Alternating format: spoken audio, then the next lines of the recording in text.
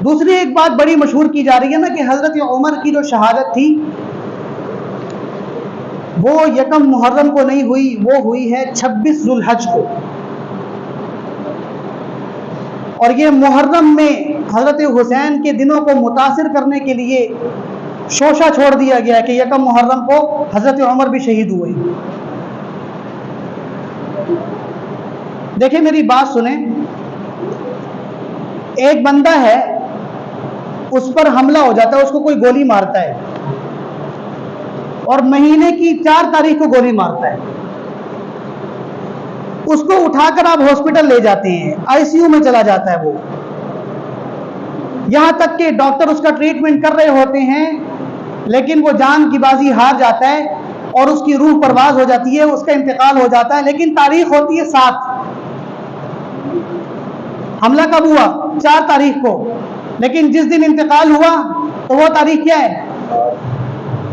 اب آپ یہ کہیں گے کہ یہ 4 کو شہید ہوئے تھے، یا یہ کہیں گے کہ یہ 7 کو شہید ہوئے تھے؟ کیا کہیں گے بھائی؟ جس دن انتقال ہوتا ہے اسی دن کو کاؤنٹ کیا جاتا ہے نا.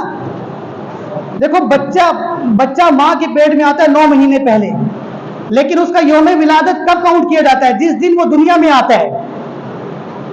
اسی طرح ایک بندہ سال ہر سال سے بیمار ہے، لیکن اس کی وفات کب سے کاؤنٹ کی جائے گی؟ جس دن اس کا انتقال ہوا ہے، جس دن اس کی روح نکل گئی ہے، اس دن سے شمار کیا جاتا ہے. تو یہ بات اتنی صاف اور ستھری ہے. حضرت عمر کی پر جو حملہ ہوا یہ اتفاقی بات ہے کہ 26 ذو الحج تھی یا 27 ذو الحج تھی، اور ذو الحج کے بعد کون سا مہینہ آتا ہے؟ تو یکم محرم کی صبح کو آپ کی روح پرواز کر گئی تھی اور اسی دن آپ کی تدفین ہوئی ہے.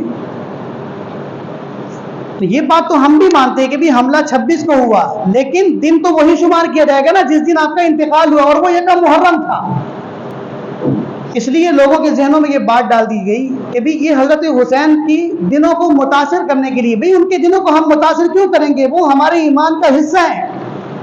ہمیں ان سے بھی اتنی محبت ہے جتنی ہمیں ابو بکر سے محبت ہے، جتنی ہمیں حضرت عمر سے محبت ہے، جتنی ہمیں حضرت عثمان سے محبت ہے.